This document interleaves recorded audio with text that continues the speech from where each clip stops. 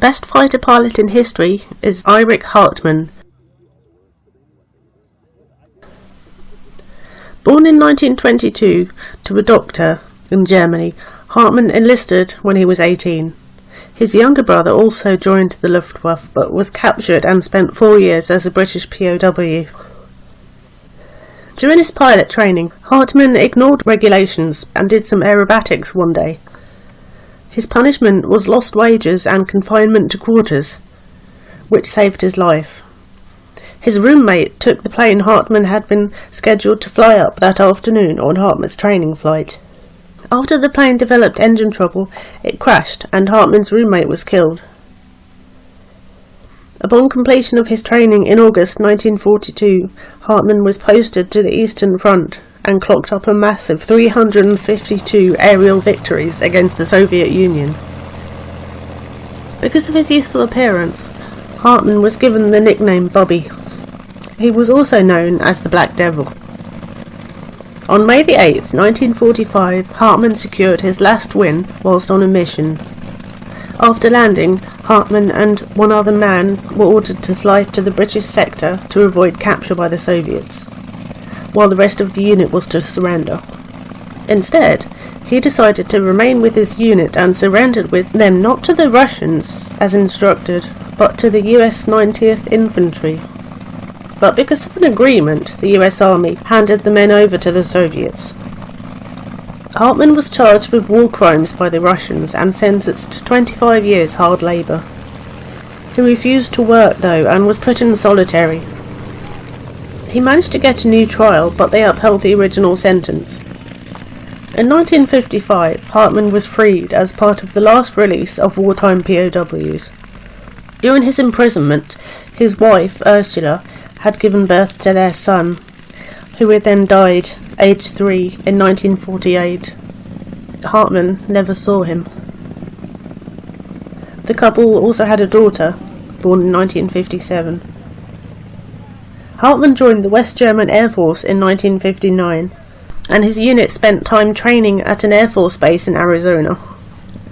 His unit, which he commanded, were equipped with Lockheed F-140s, but Hartmann thought these were unsafe and strongly opposed their adoption. Even though there are hundreds of crashes in F-104s and the loss of some pilots on non-combat missions followed, Hartmann's superiors didn't think very highly of the criticism, and in 1970 he was put into early retirement. He spent the next 3 years as a flight instructor and died in 1993, aged 71. In 1997, the chief prosecutor for the Russian military reviewed Hartmann's case after the Soviet Union was dissolved and acquitted him of all historic charges, agreeing that he'd been wrongly convicted. Whilst in the Luftwaffe, Hartmann had reached the rank of major, and whilst with the Air Force, his highest rank was Oberst, which is equivalent to colonel. During his wartime service, he was highly decorated, the highest award being his Knight's Cross. During his time as a POW, he hid it, telling his captors he'd thrown it away, and with the help of a comrade, smuggled it back into Germany upon his release. Hartmann is buried in a cemetery in Schönbusch, in Germany.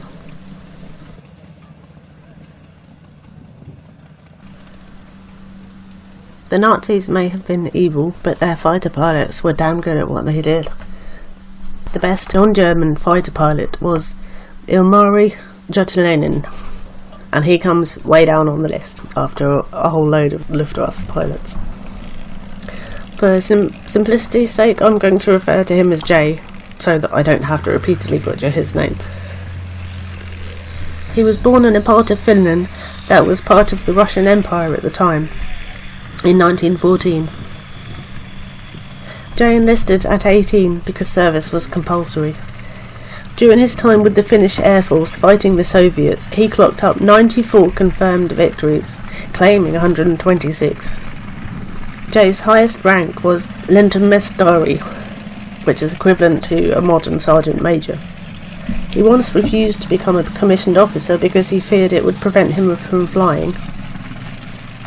Jay did not suffer a single hit on his plane from enemy fighters during the war, and never lost a wingman in combat.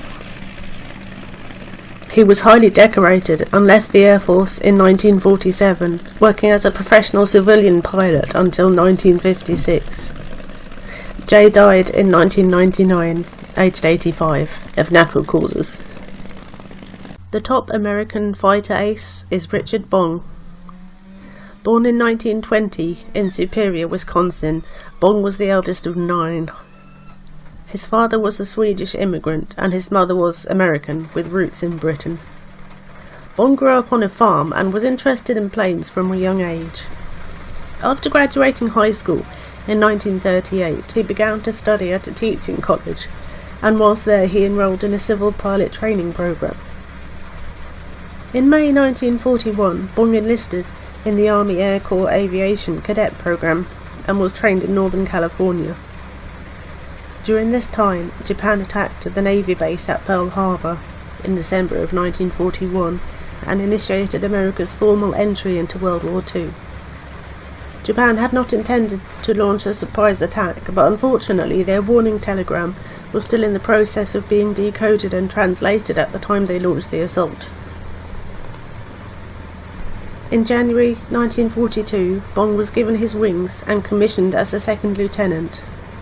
His first operational posting was with the 49th Fighter Squadron in Hamilton Field, California, where he learnt to fly his Lockheed P-38. In June 1942, Bong buzzed the house of a recently married pilot in nearby San Anselmo. He was grounded as punishment along with 3 others who had looped the Golden Gate Bridge on the same day. Bong was reprimanded by General Kenny for looping the bridge, flying low over Market Street and blowing the clothes off someone's washing line. The general said if Bong didn't want to fly down Market Street, he wouldn't be in his Air Force, and told him not to do it again, but later said they need kids like this guy. After this, Bong denied flying under the Golden Gate Bridge, but his group was still sent to England without him the following month. So Bong was transferred to the 84th Fighter Squadron and sent to the Southwest Pacific. While on leave at the end of 1943, Bong attended a homecoming event at his college and met Marjorie, his future wife. After returning to the Pacific, he named his P-38 Marge and decorated the nose with her likeness. Bong thought his accuracy was poor when shooting and compensated by getting up close to his targets to ensure contact, which meant he sometimes ended up flying through the exploding aircraft debris. One time he actually collided with the enemy target and called it a probable victory. A highly decorated pilot, Bong returned home with 40 aerial combat victories under his belt, and with the rank of Major. In January 1945, Kenny sent America's best aces home for good, and Bong got married the following month. He was a test pilot after this and flew P-80s for Lockheed in Burbank. After clocking out 4¼ hours total flight time in the jet, Bong went up on his 12th flight in August 1945. There was a technical malfunction during takeoff and he had to eject. Even though he got clear of the plane, he was too low for his parachute to deploy and was killed. The P-80 crashed into a field in North Hollywood. Bong was only 24. He died on the same day that the US bombed Hiroshima, and news of his death was on front pages across the country the next day, alongside news of the first atomic bombing. Major Bong is buried in Poplar, Wisconsin, and included in his decorations is the Medal of Honor, which is the most prestigious military award. The medal citation reads, "His duty assignment meant he was not expected or required to undertake combat. However, he urgently requested repeated combat mission engagement, and his aggression and daring led to him shooting down 8 enemy aircraft over the Southwest Pacific during October 10th to November 15th of 1944.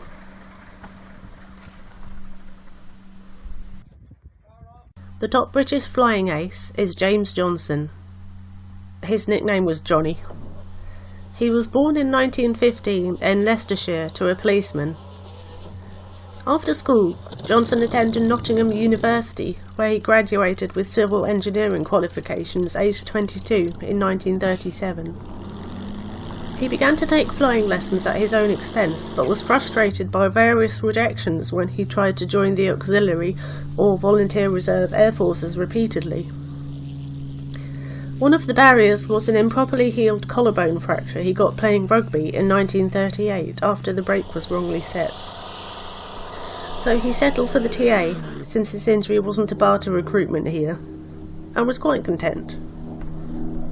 Despite being in a reserved occupation, Johnson was determined not to see out the war, if it came, building air raid shelters or supervising decontamination squads.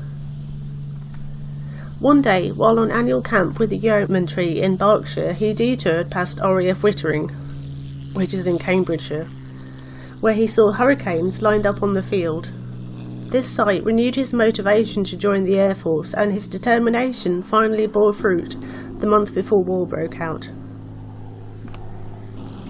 Johnson was finally accepted into the Volunteer Reserve RAF in August of 1939 and began training on a Tiger Moth at a satellite airfield in Essex. When war broke out, Johnson was ranked a sergeant and sent to Cambridge. He got his wings in August of 1940 after completing training, after which he gets accustomed to handling a Spitfire, and his shoulder injury resurfaces, which caused him a few problems. Johnson realises he's lost feeling in his right hand. Although he tries to fly left-handed to compensate, both are required to fully operate a Spitfire.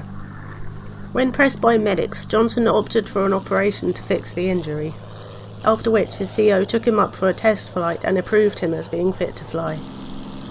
In July, during one battle with the Messerschmitts, Johnson's wingman disappeared.